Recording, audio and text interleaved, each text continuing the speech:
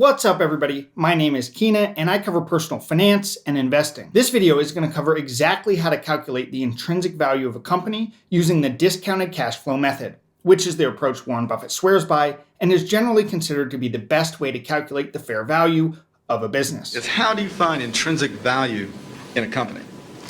Well, intrinsic value is the number that if you were all-knowing about the future and could predict all the cash that a business would give you between now and Judgment Day, discounted at the proper discount rate, that number is what the intrinsic value of a business is. This is video number 2, and I strongly recommend watching the first video in this series by clicking here. That will provide a lot of important background information. If you find yourself confused by certain terms that I use, or are generally just not following with what's going on, go back, watch the first video, get up to speed, and I promise it'll all make a lot more sense. The Excel document used in this video can be downloaded for free by clicking the link in the description. In return, all that I ask is that you smash that subscribe button if you think that I've earned it. You can use the Excel sheet to follow along in this video, and then down the road you can use it to value other companies. There are also timestamps below so you can jump around and rewatch certain sections if necessary. This video is going to be a bit on the longer side, but I would rather cover and explain everything instead of leaving unanswered questions. All right. Let's get started. Okay, so first I'm just gonna grab my laptop and open up Microsoft Excel. I built the model that we're about to use, and again, if you'd like to grab a free copy, just click the link in the description. You can immediately see that I've broken the model out into several sections. At the top, I ask for general information about the company. Next, there are sections that ask for data from each of the 3 financial statements that all publicly traded companies are required to generate on a quarterly basis: the income statement, the statement of cash flows, and the balance sheet. Lastly, at the bottom, there's a discounted cash flow section, which uses the information entered above to calculate the intrinsic value for the business. Nothing needs to be added or adjusted in that section. To make things simple, I've highlighted in yellow each area which needs data to be input. You only need to worry about entering data in the yellow cells. For this example, I'm going to be calculating the intrinsic value for Apple. The company's large size and long history of stable earnings make it well suited for a discounted cash flow analysis. You can do discounted cash flow analyses on any publicly traded company, but since we'll be making predictions about future revenue and profitability, the projections are less likely to be accurate for smaller companies, growth companies, and those without a long and stable history of predictable earnings. To get the information required for the Excel model, I'm going to head over to Apple's Investor Relations page and download the latest quarterly and annual filings. All publicly traded companies are required to file quarterly 10Q and annual 10K documents. I'm going to grab the 2021 Quarter 2 10Q, since that's the most recent quarterly report, and also the 2020 year-end 10K, since that's the most recent annual report available at the filming of this video. Since I asked for the last 4 years of data in the Excel model, I'm also going to be using Yahoo Finance to source some of the information. And this is because it's just faster than downloading a whole bunch of 10K documents and sorting through them to find the required information. Okay, let's start at the top with the basic information section. I'm going to fill in the first year of projections, and since 2021 is not over yet, that's the year that we're going to enter. The ticker symbol is AAPL. This doesn't get used anywhere in the model, but I find it helpful to have the symbol up top. Next is the required rate of return. There are 2 schools of thought for how to determine a rate of return. The first, and the method I use, is to enter the opportunity cost for making this investment. This can get confusing, so let me explain in a little more detail. For me, the alternative option, if I wasn't to invest in Apple or any other individual stock that I happen to be analyzing, is to put my money in a broad index fund, which is always how I've invested in the past. Now, I know that if we look over the last 60 years or so, the S&P 500 has generated an average annual return of 8% per year. So if I hypothetically have, say, $1,000 to invest, and I'm choosing between an individual stock, in this case Apple, and a broad index fund, then the opportunity cost of me putting my money into Apple is that that money can't be used in the index fund. Therefore, my required rate of return is 8%, meaning that it's only worth investing in Apple if the rate of return is likely to be greater than 8%. So that's the figure that I'm going to use. There is a second approach that you could use here as well. It's called the weighted average cost of capital, and it's a little bit more challenging to derive. This calculation arrives at the average cost of capital for a business, meaning the average percentage rate on the money the company, in this case Apple, borrows. Basically, weighted average cost of capital takes into account the 2 sources of funding that are available to any business, which are debt and equity, and determines the average cost for the business to borrow and use that money. I personally wouldn't use weighted average cost of capital here because I think that the calculation is a little bit more relevant for internal decisions being made by company managers and employees, not by investors. The whole point of weighted average cost of capital is to ensure that a new proposed business activity is likely to yield a greater return than the cost of the capital required for the business to start the new initiative. In other words, weighted average cost of capital is the hurdle rate that must be exceeded for a company to start a new line of business. Again, I don't think weighted average cost of capital is super relevant for a retail investor like myself, but I do see it commonly employed in discounted cash flow analyses for company valuation, so I wanted to give a brief explanation and then my thoughts on it. So I'm going to enter 8% here, as that is the average return of the S&P 500 as a whole, and it's the rate of return I need my investment in Apple to exceed for it to be worth making. Next is shares outstanding, and I'm going to get this information from the most recent filing, which is the 2021 Quarter 2 10Q document. I always suggest using the most recent document because outstanding shares tend to fluctuate regularly. You can find this number in other places as well. For example, it is listed on Yahoo Finance under the Statistics tab. Okay, now I'm going to put the number for shares outstanding into the Excel sheet. Notice how I'm dropping the last 6 digits, which means that I'm inputting the data in millions. You can input thousands, millions, however you want to do it is okay, but just make sure that there is consistency across the numbers that you're entering. So don't put some numbers in thousands and others in millions. That will throw everything off. The next 4 figures, revenue growth rates in years 3 and 4, perpetual growth rate of free cash flow to net income, and margin of safety, are going to be left blank for now. We'll circle back and fill this in later, and I'll be sure to explain how all of these figures come into play. Let's move to the income statement section of the model.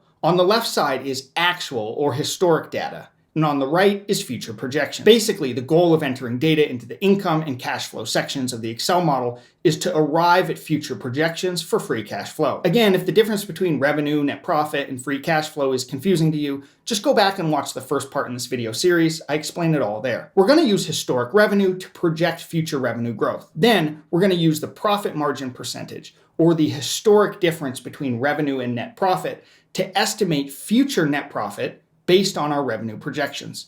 And ultimately, we're going to arrive at projections for free cash flow for the next 4 years. Again, the most accurate way to value a business is by using free cash flow, not net income, because capital expenditures, non-cash charges, and even things like changes in working capital and net borrowings can skew the income or profit figure in ways that obscure how much hard cash is actually left over for the owners at the end of the period. If you have a different approach for estimating future free cash flow, or if down the road there's another method that you'd like to use, you can just completely skip the income and cash flow sections and enter your estimates here.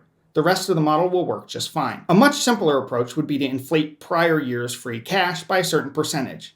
And I know some people do this as a back of the envelope approach, but I think the method that we're doing here of projecting revenue and then deriving net profit and free cash flow off of those figures is a bit more accurate. Let's start by filling in actual revenue and net income for the last 4 years. This is pretty straightforward. I'm going to head over to Yahoo Finance, click on the Financials tab, and we can see that the income statement is already selected. Next, I'm going to scroll down and grab the revenue from 2017. I'm filling in the sheet in millions, so I'm only going to grab the first 6 digits and then paste them into the Excel model. I'll do the same thing for 2018, 2019, and 2020. Next, I'm going to scroll down and grab the net income figures for 2017 through 2020. And paste those into Excel. Once we do this, we can see that the profit margins calculate, as well as the revenue growth rate. Notice how Apple's profit margin is hovering around 20%. That is pretty dang good. We can see how revenue growth rates have been fluctuating. 2018 was a great year, 2019 less so, but at the end of the day, the profit margins are stable, so this isn't a huge concern. Also, when we look back over the last 10 years, we see a solid upward trend in revenue, so little blips here and there don't really mess with the trend. Let's move over to the projections side. I have 2021 and 2022 highlighted in yellow, meaning that those are boxes that we should enter data into. And this is because there's usually good analyst estimates for the next 2 years. So if we go back to Yahoo and we click on the Analysis tab, we can find revenue projections for those years. And we can see the high and low estimates, but I'm going to take the average figure for 2021 and the average for 2022. Since there are close to 40 expert analysts projecting these figures, I feel relatively confident that the estimates are good. Notice how I'm adjusting the figures so that they reflect in millions. I can't stress enough how important it is that the numbers be formatted in the same way for the tool to work correctly. Now, notice how the 2023 and 2024 revenue projections match 2022. Since analyst estimates don't exist for these years, we need to come up with a reasonable rate of revenue growth and apply it to 2023 and 2024. Here is where the analysis becomes a little bit more art than it is science. We are only looking at 4 years of historic data on this Excel sheet, and the most recent year is skewed by the pandemic. So actually what I'm going to do is head back to Google and look at revenue growth for the past decade. Okay, I found the last decade worth of data here, but it doesn't give me an average growth rate. So let me just copy this information back into Excel and calculate it. And we can see that the average over the last decade is just under 12% growth per year. That is really, really solid growth for a company of this size. At this point, I'm thinking about social, technological, and political forces that are shaping the market for Apple in the future. On another website here, I noticed that the iPhone accounts for 50% of revenue, and then hardware like the iPad, Mac, and Apple Watch account for another 20 to 30%, and I can see that the service revenue is growing slowly and steadily. Personally, I don't really see any reason why the iPhone or other hardware that they produce would lose market share. I see Apple trying to push aggressively into services, Apple Music, Apple TV, and overall, I'm bullish on this company. I think they have a good shot at maintaining their 12% growth rate into the future. But because I always want to be a bit conservative, I'm going to estimate the revenue will grow by 10% in the years 2023 and 2024. Let's head back to the basic information section and enter 10% for the revenue growth rates in years 3 and 4. We can see how the revenue figures in those years have been inflated accordingly. Next, we need to enter a perpetual or constant growth rate of free cash flow. This is the rate we expect free cash flows to increase after our projections and in 2024. We do need to be very careful here because if we enter a growth percentage that's larger than the growth of the US economy as a whole, we are in essence implying that at some point in the distant future, Apple would exceed the size of the entire US economy. Looking at historic US gross domestic product growth rates, we can see that an average real growth for the entire economy is usually between 2 and 3%. So I'm going to enter 2.5% for the constant growth rate, which is saying that starting in 2025, Apple's growth in free cash will continue at that rate of 2.5% in perpetuity. This might be on the conservative side, and you could certainly make a good argument that their growth will be much higher than that in 2025 and onward, but I always prefer to keep my estimates a bit on the safe side. Back in the income statement section, we can see that net income figures have been calculated based on revenue. The formula is written to use the average net profit margin over the last 4 years. Since this is very consistently hovering around 20%, that's great. If there were big changes year over year, I might want to look a little bit more into historic data and try to understand exactly why things were changing. And ultimately, I might want to adjust the formulas in the net income cells here to more accurately match what I think reality is. Let's move into the cash flow statement section. Again, we need to grab data from the last 4 years. So I'm going to head back to Yahoo Finance and grab this info from the cash flow section.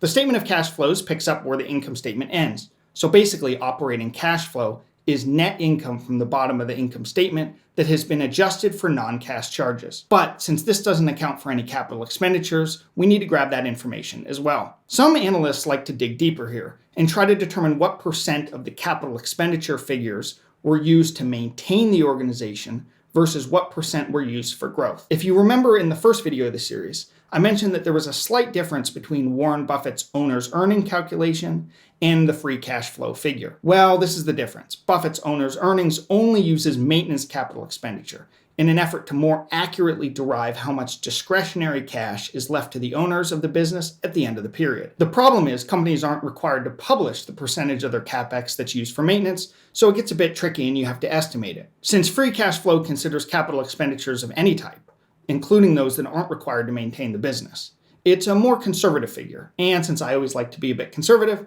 I'm going to stick with the free cash flow figure here. Make sure that you enter capital expenditures as a negative number so that we're adjusting free cash flow downwards. Another adjustment that some analysts make is to account for net borrowings. And this is because, let's say, a company takes on a bunch of debt in a given year. Well, this will add cash and skew the free cash figure, since the money wasn't generated through business activity. Personally, I think this gets a little too complicated since it's very difficult to predict when companies will issue bonds or take on debt, and also when they'll pay off debts. So I kind of don't bother with it. I do think it's useful to take a quick look at debt as a whole to see that nothing crazy is happening. Now that we have free cash flow information entered, let's take a look at the free cash flow to net income percentage.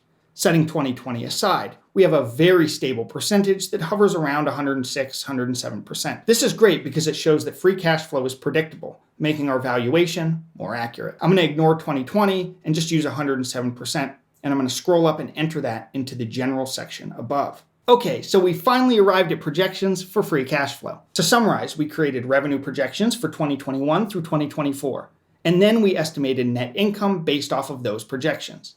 And then lastly, we estimated free cash flow in each year based off of the net income figure. Again, this is just one approach for projecting future free cash flow, but it's the one I'm partial to, and I think it's the best. There are other methods, and the tool will work if you choose to do it another way. Just enter future projections for free cash flow into these cells here, and leave the other yellow boxes in the income and cash flow section blank, and then just move on. The last section asks for data from the balance sheet. Most of this information doesn't get used in the intrinsic value calculation. In fact, the only figure that does get used is net borrowings. So if you're moving quick or you're in a hurry, you could just pull the information asked for under the most recent balance sheet area and call it a day. I added in the sections for current debt and long-term debt because it's useful to keep an eye on company borrowings. And if significant changes occur, you might want to investigate more to see if there's more risk, like the business being over leveraged. I'm going to go back to Yahoo Finance and grab the borrowings data. And then I'm going to use the most recent 10Q document to fill in the data under the most recent balance sheet section, since for some reason Yahoo doesn't seem to have the most recent figures. Lastly, we want to scroll back to the top and enter a margin of safety percentage. Because the future is inherently unpredictable, and because we made a lot of assumptions in this tool, it's important to buy lower than the intrinsic value calculation would suggest to account for the unpredictable. In the words of Benjamin Graham,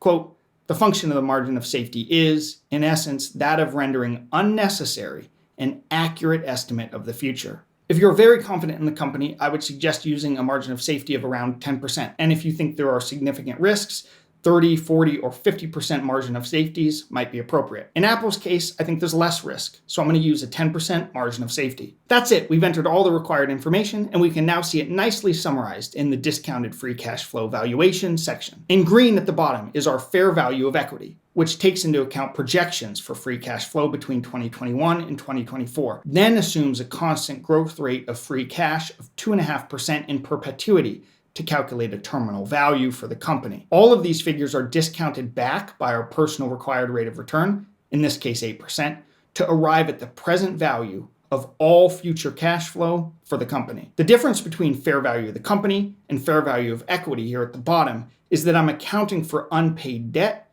in the fair value of equity. We can't forget to account for debt, since that's money that must be paid to the bondholders and not to the shareholders. And fair value of equity with a margin of safety takes into account my 10% downward adjustment, just in case our estimates are wrong. Let's flip over to a stock chart, and we can see that Apple is trading for about $145 per share.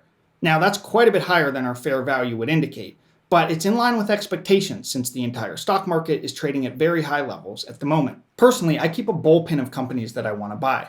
I recalculate intrinsic value when new earnings reports are released, and I set stock alerts on my phone so I get notified if any of the companies on my watch list fall into the buy zone. If Apple falls below $90 a share, you better believe I'll get a notification on my phone and I'll start buying. I know this video was on the longer side and very technical, but I felt like the information was all necessary to fully explain how to conduct a discounted cash flow analysis. If you have any questions, feel free to drop them in the comments section below, and I'll do my best to respond.